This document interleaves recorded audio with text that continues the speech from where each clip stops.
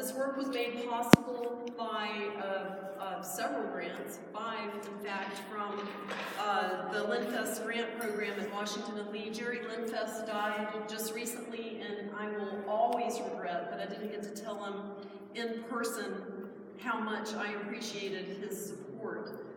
He made 5 trips to Ireland possible for me, and I'll be forever grateful. And a special thanks to Clover Archer. She's helped me in every aspect of this project, from the very beginning and all the way up to the installation of the show a couple days ago. I have cards here, you guys. I'm getting old, and I have to use cards. And my cards are very beautiful if anybody wants to look at them. There are all kinds of different approaches to an artist talk, and some artists might be able to introduce this work chronologically, but I don't think it lends itself well to that. It doesn't have a clear timeline, and to a certain extent it works as one huge piece with lots of different components. So I'm going to talk a little bit about the genesis of the project itself, and a little bit about the background, some process, and I'll throw in a couple of personal anecdotes to make it a little bit more interesting and maybe give you some insight into why the work is like it is. A couple of quick comments from the start. I added this in at the end of the talk, but I think it's really important. I am not a scientist. I am surrounded by scientists, and I grew up with scientists, but I'm not a scientist.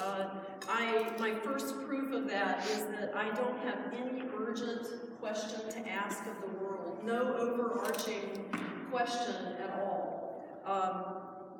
In fact, it's become shockingly obvious, especially after we put up the show, that this work is not so much about this tree, which is the whitethorn, which is what this whole show is about or centered around. It's more about me, and I'll talk about this a little bit more in the talk, but that bias, the fact that this work is more about me than it is the whitethorn, is okay with me and pretty interesting as well, for me. I hope it's interesting for you. So I want to tell you about my exploration, and this is my exploration. This whole show is an exploration.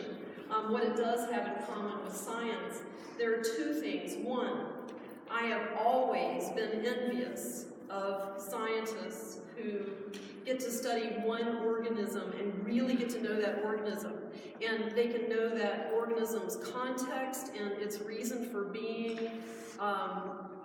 figure out how it's doing, why it's not doing well, why it's doing well, and really become expert to the point that they are that organism's advocate. And being an advocate for an organism, to me, is heroic, and that's probably because I'm surrounded by scientists. But second, and this is even more important, I like the accumulation of information. So all of the work in here, especially these tables, is accumulating information about one place and one thing. And I love that about science. I love that there's a big pot of information that scientists put information in and other scientists can take the information out. All right, so here's my last little comment where I'm standing just talking at you, which is really painful. I am not a tourist. I'm a really sucky tourist, okay? I don't like tourism particularly, or no, that's not what I meant to say. I don't like being a tourist. I don't like going places and looking at all the interesting bits that there is to offer, or checking off all the spots. I like going to one place and staying there and looking around and getting to know that place. So I tend to go places over and over again, and I only venture out farther when I know a place well. Let me see if there's anything else I'm supposed to be saying. One of the many reasons I chose Ireland is just that I knew it fairly well. Having spent my younger days here, actually in Roanoke, I know this is Salem, but in Roanoke, a couple miles away, I got to know everything in the forest really well, and when I kind of realized early on that the more you know, the more you know. So when you know everything, when you know birds, and then you know some lichens, and you know some moss, and you know the animals, then you can add to that knowledge easily. And that's something that informed my choice of Ireland, because I'd been there before and I knew a little bit about the natural history there. So my experiment in Ireland, and it wasn't an urgent one, was to go to Ireland, look around, become expert in something visually, and it didn't really matter what it was, because this is my next comment, or my next fact that I want to give you. I love to draw, and you can't trust anything I say in this talk, because I would do anything to draw, and I would use any excuse to draw, and that is pretty much that's the energy that fuels the show. So I went to Ireland to find a drawing project. I chose an island that I already had some experience with. I thought an island might be perfect because this is the island over here. We're going to go over there in a few minutes, but I chose an island because I thought it would limit my choices visually, and I knew it was small, and I was already looking for something most likely natural to center my project around. I knew a lot of the Irish plants, I knew all of the birds, I knew nothing about the tidal pools or the ocean, but I did know a little bit about the plants there. So I started taking walks, and I walked, and I had my sketchbook, and I drew grass and pebbles and seaweed and seeds, and I can't remember what else. Let me see. I drew snails. I think I drew about 150 snails. And the obvious stuff, just to get my bearings. The whitethorn kind of approached me. Again, that's the whitethorn tree, and that's what we're going to talk about in a few minutes. But the whitethorn tree became the thing that I wanted to center my drawings around, or my project around, because it was so ubiquitous on the island. So we're going to go, can we come over here? Can we come close to this tree?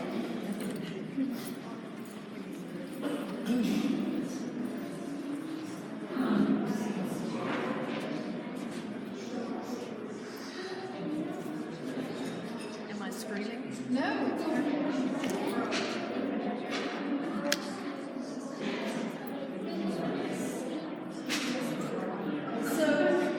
So this is the subject of all this work. It's the work all around you. I consider the beginning of an observational drawing project. It's a 5-year project. It's centered around this whitethorn tree, Crataegus mononina.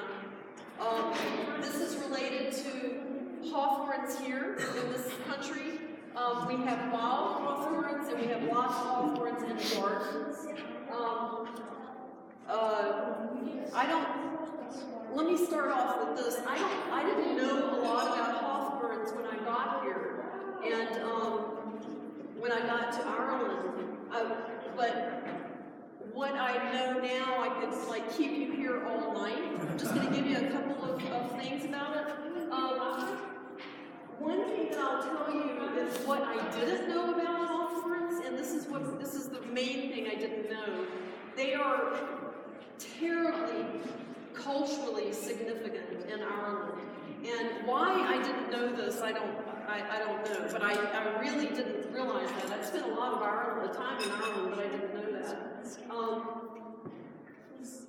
So I didn't realize how much whitethorns mean to the people around me. Here's a story about my first encounter with a whitethorn tree, and I didn't have one for years afterwards. But in the late '90s, I taught at an art college in the west of Ireland, and very near where the island is that my work is on. And I lived in a 700-year-old cottage, and the walls were probably 2 foot deep, and so the window wells were extremely deep. I suffered suffered through a really, really long winter where it was one of the hardest winters there in the last 20 years, and it was lashing rain, and it was hard to go outside. You had to hold on to walls to walk around in the town. And when the spring came, it was so glorious and so beautiful that I walked around in the byways and the borings, which are the really narrow little paths in Ireland with walls on either side, and I noticed that there were these trees. They were really small. They were no bigger than 15 feet or 20 feet, and they had huge amounts of blossoms. So many blossoms on them that you couldn't see the leaves. And it's lost to memory where I got clippers, but I got clippers. I got a huge, very, very self-indulgent handful of them, armful. Took them back to my apartment, put them in a huge one of those. I don't know what they're called, but they're big pitchers that you put into the to wash your face, like in the 18th century when you didn't have running water. So I put this big, huge bouquet of these white blossoms. I noticed they smelled a little funny, but they were so beautiful. And I put them in this big window well, and not 10 minutes later, my landlord, Laura Mooney, came walking very fast through the adjoining floors from her flat to my flat, and she picked up the pitcher, she walked it out the back door, and then I guess she threw it over the stone wall behind my house. She came back in and very, not so gently, told me that I had invited bad fairies into the house, and had I not noticed the smell of corpses in the house. And through the ensuing conversation, I realized, or I learned that these were whitethorns. That bad fairies were something people thought about, and that whitethorns invited, whitethorns were bad. Whitethorns were bad inside. So that was my first encounter. So among other things, the whitethorn is Jesus' crown of thorns. A couple of other culturally significant things are that every holy well in Ireland that I've come across has whitethorn added. And I don't know whether these whitethorns have been left or they've been planted, but they have baby shoes and thimbles and rags and all kinds of things that are, I think, I've been told this. I'm not an expert on this part of it. I draw. But I've been told that they are representing prayers for people, so they've made pilgrimages to these wells. There's always a little well near it. And then they left a prayer and then hung these trees. But the trees, you can see them from the side of the road, you can see them in pastures, you can see them all over the place. One other really significant thing that I did become not expert in, but I learned a lot about, is that people leave these solitary whitethorns in cow pastures and sheep pastures and wheat fields and agricultural fields, and they cut around them for centuries. They've cut around them. And one of the oldest ones in Ballyvon, where I am near, is supposed to be about 500 years old, and it's been left in the same field for that long. These are called congregant trees, and they are where the bad fairies and the good fairies seriously meet. And I grew really, I loved the stories that people brought to me about this. People don't cut them down, and they don't cut them down in the most respectful way. It's really quite wonderful. I had a show last year, I think, or the year before, and a man named Jeremy Silk, I thought that was a beautiful name. He came in, he was about 30, he was from a wealthy landowning family of English descent, and he had been there, his family had been farming in the same place for 400 years, so he had this really neat story that kind of crossed over into modern worried, let me see if I can remember, he was worried that Monsanto, the agricultural chemical company, he was worried that it had a really, it had a stranglehold on Western Ireland. And so he was worried about the cost, and he was worried about the toxic chemicals, and we talked about that. He came in like 3 or 4 times and told me stories.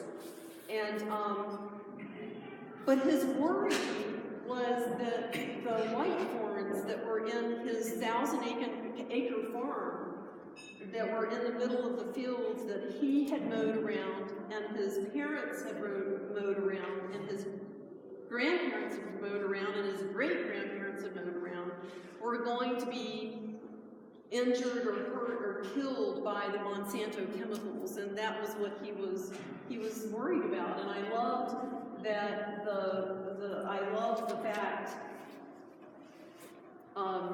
that his concern for chemicals was very modern, and but it was partly rooted in the worry that the fairies couldn't meet at these congregate trees. That was wonderful and curious to me. Let me tell you a little bit about the natural history so that you can use that as we walk around and look. The whitethorn is a small tree. It's found in a wide range all over northern Europe.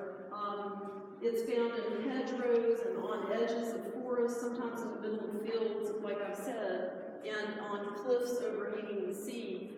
It has masses of white blossoms that do smell like corpses as the blossoms age.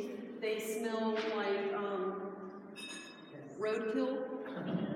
They smell like old roadkill, not fresh roadkill.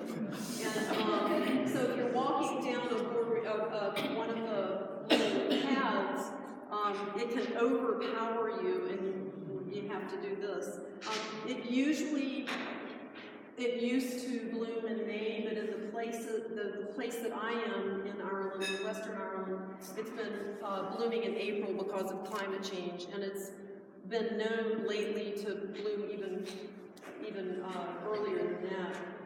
It grows up when it's happy and it's sheltered, and it grows down onto the ground when it's hit by constant wind. In the fall, the berries or hulls make great food for wildlife and a jam that people either love or hate, depending on who you're talking to. And I've never had any. It's the ubiquitous tree in Ireland, and though some call it the hallbush or the fairy tree or the maybush, everybody knows everybody knows it's there. They can even tell you where it used to be, which I really love. So people will talk about maybush for a long time, and then they'll say, but someone cut it down about 30 years ago. And so they remember that. I have one story that's like this big, but it amuses me. When I was 22, I hitchhiked from Belfast to Limerick. It took 3 weeks. It was May, definitely, because I remember the date. So I hitchhiked with a boyfriend all the way up, and we hitchhiked on smaller roads. There weren't very many large roads, and the large road, I didn't want to go that fast, so I didn't want to get in a car that would go that fast, so we were on these really small roads. I don't remember ever seeing a whitethorn. That's just a comment. You know they were there, but I didn't see them. I didn't know what they were. So I want to talk a little bit about the process. Early on, I thought it would be super cool if I could make a whole tree. And so I went to Ireland the first year, and I told you I made all those little sketches and tried to figure out what I was going to work on. I came back and I thought I'm going to draw a whitethorn tree, and I had all these photographs and I had a couple of sketches. Started drawing it and realized really quickly that I didn't have enough information, and I was in America, so I needed to figure out what the leaves look like, what the blossoms look like, blah blah blah. And let me stop here and tell you that whitethorns are, I'm not going to use this term right, but they have all kinds of different shapes of leaves. At this point, there's a term for that, and there are people here that know what that term is. But at that point, I had 30 different shapes of leaves. I had round leaves, I had leaves with 3 lobes on them, leaves with 5 lobes, and then some actually have serrations on them. And so I realized really quickly that I couldn't draw them from memory, and I didn't know how I was going to do it. Okay, so I brainstormed, and I remembered that I was a printmaker, and that I could actually make these things, or I could make multiples of all these sorts of leaves. So the next summer, I went over, and I made observational drawings of everything, millions of leaves, not millions, but hundreds. And I drew the blossoms and the twigs and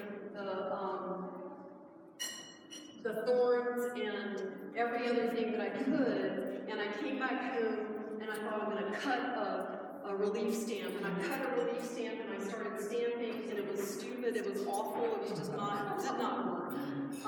It was awful. Anyway, but I'll skip right over that and tell you that I sent all the drawings, and at that point, I realized I was going to have 100 of them, and I was not going to cut 100 stamps.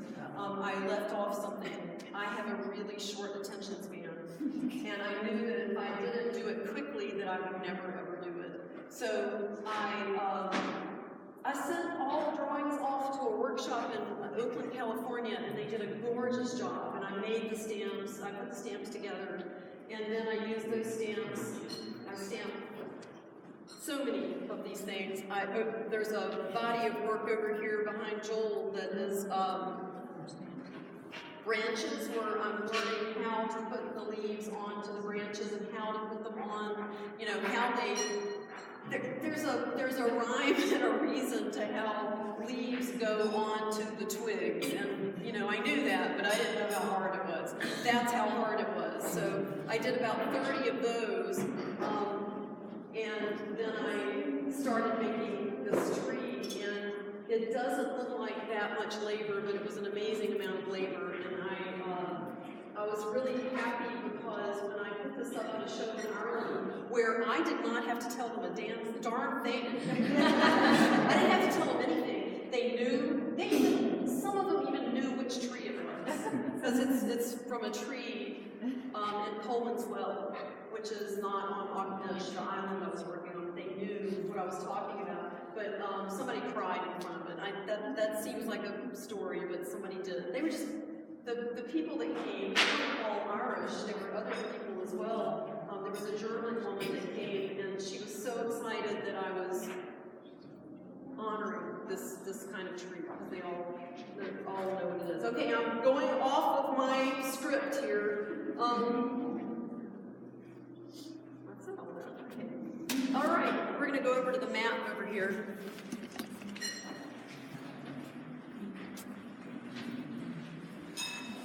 Can we fit around this?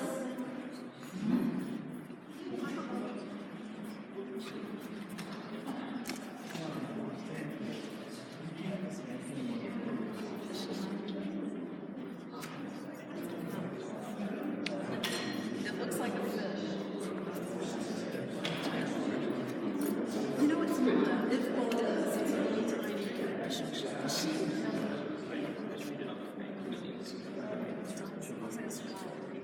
So this is a map of the island that I worked on, and I'm going to do this big gesticulation where I tell you a little bit about where this fits into Ireland. Galway is way up there, and this is the Irish Sea.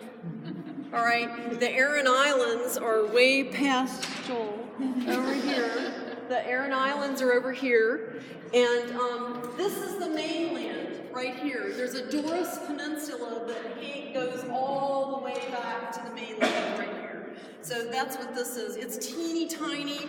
This is a mile. No, that's a mile. This is a little bit more than a mile. It was connected to. Excuse me. It was connected to by a causeway in the 1800s, and I chose this island because, well, as I said before, it had limitations, and I wouldn't have to draw everything on it.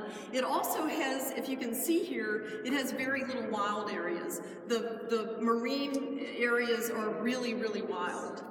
But the other stuff, there's not many. There's a teeny little forest right here, but not much. This is a lagoon, and in our third summer here, we discovered that there was a really rare type of winged sea snail that lived in this lagoon, and it tickled me to death that it lived there. Anyway, they're really cool.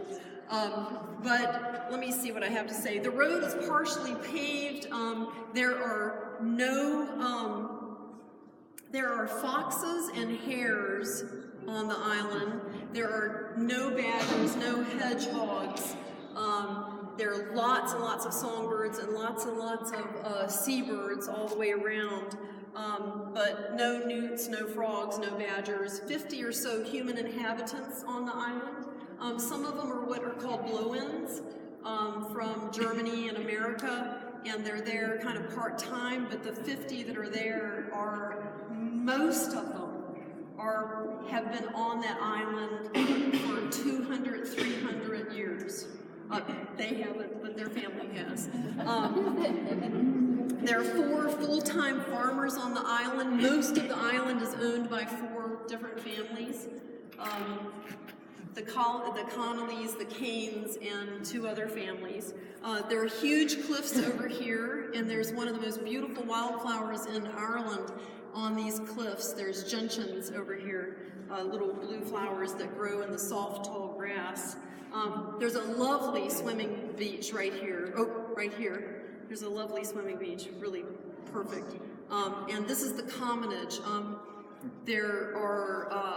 This is where the Irish people own this, and so you never see tourists on this island ever. But if you see a local from all the way over here, they are right here on the Commonage Beach. They come down to the Commonage Beach. Fantastic tidal pools here. A lot of diversity. I took my son Locke, who is in here somewhere, and he spent most of his first 2 summers just figuring out this and bringing the information to me, so I had actually an envoy who could bring me things.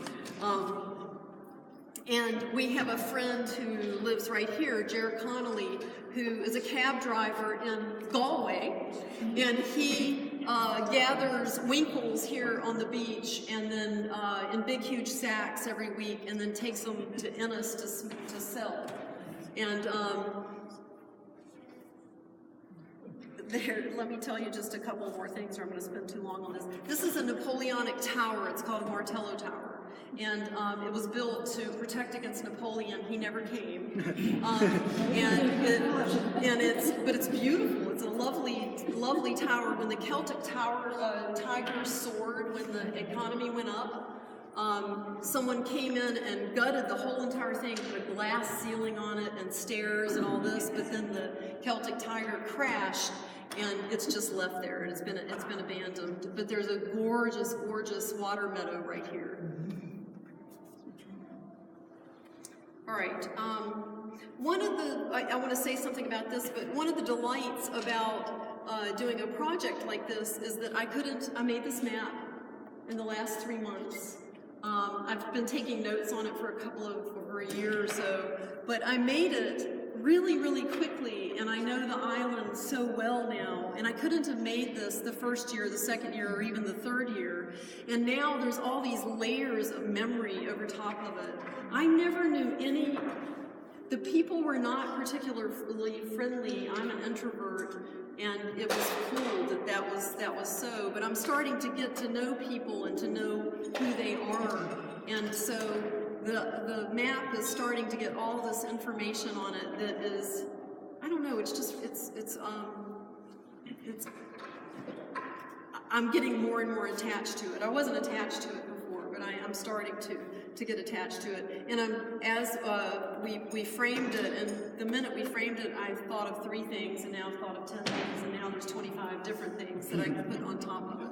But it's a very personal drawing, and I don't know, I think it's the newest thing in the show, so I'm kind of attracted to it still. So I'm going to walk away from it now. And let me think where we're going to go. Let's go over, I'm sorry to move you back and forth, but let's go over to the tables.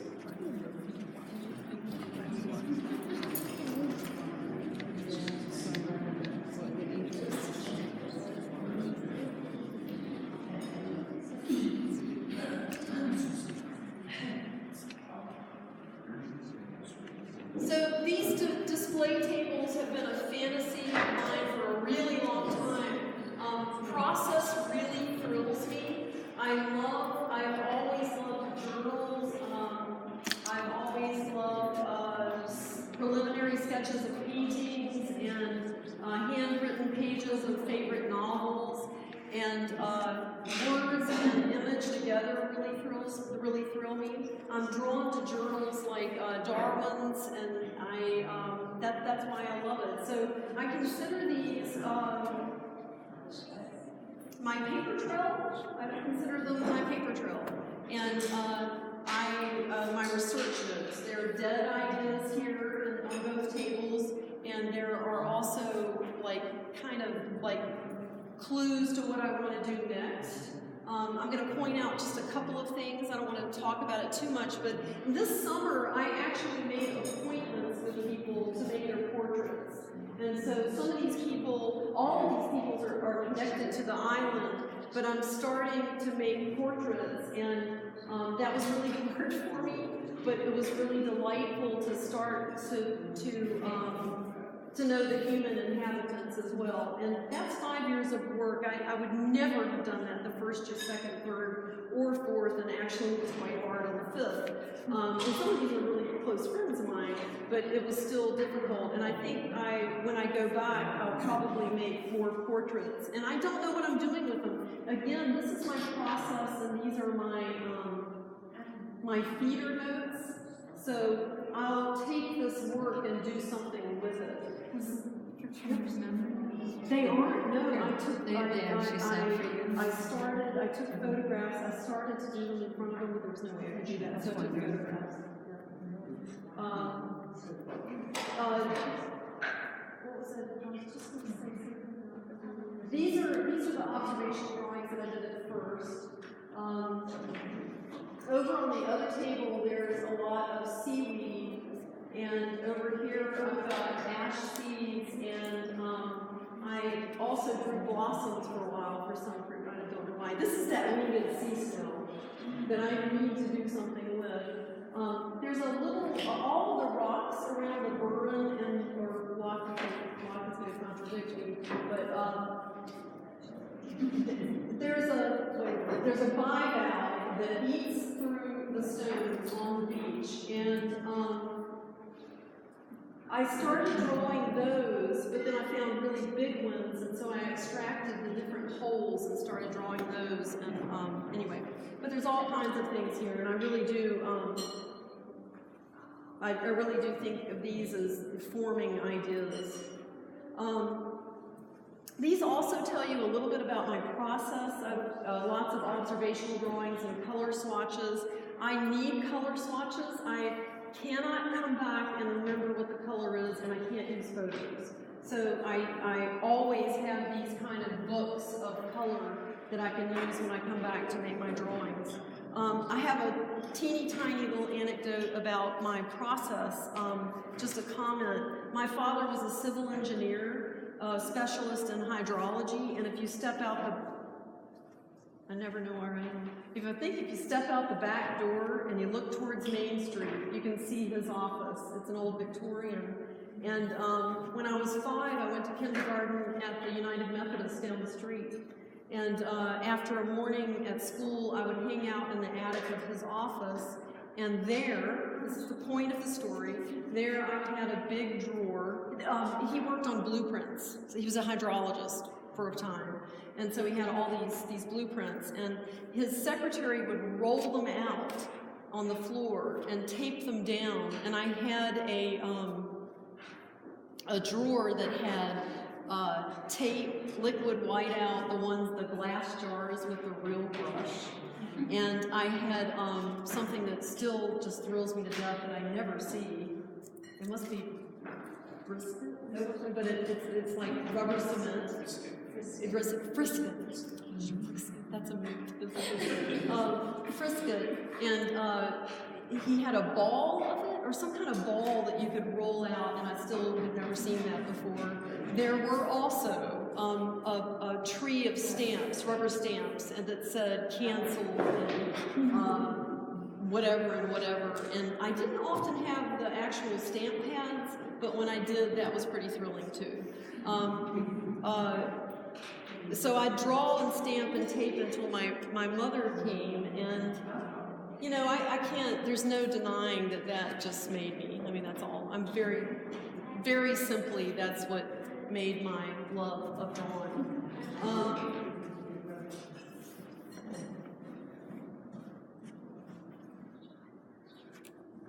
Okay, I have one other thing I want to talk about just over here. I hesitated to talk about this because it's kind of like you can see what it is. It's very self-explanatory. But I did want to say that a lot of the time when I'm in Ireland, I'll come up with a project, and the project doesn't work at all because of the weather, or it just doesn't work out. And in this instance, we were there on a really cold. The first week was so cold that I couldn't do what I wanted to do, so I am not ashamed to say I sent Lockout to the beach and told him, figure it out, you know, pull something up, get something for me, some form, something. And he brought me a bunch of shell fragments, and I set them there on the table, and then I figured out what my project was going to be there. And so that's what happened here. It doesn't. The project was twofold, though. I mean, my challenge was I decided I was going to learn how to watercolor, and so and make the form. So these are all the little cards that I used to figure out the color, and then these are the cards. I did about 30 of them, and these I was pretty happy with. But I thought this is a contextual project, and it doesn't have a lot to do with. It has a lot to do with the project, but it was an offshoot of the rest of the project. One last final point that I want to make, and then I'll let you all go. And this might help to partially explain the name of the show, which is Inattention Correction, and then Whitethorn in parentheses. At the end of the day, I think we all make art for or artists make art for cliched reasons. And I don't believe that I really don't believe that work has to have meaning before you make it. But over the years, the accumulation of pieces and knowledge of this island and its inhabitants, its content, both plants and history, all of that stuff, has made me understand all over again how everything is dependent on everything else. And that paying really close attention to one species, very, very close attention, drags the whole world in with it. And that can only be good. Thank you.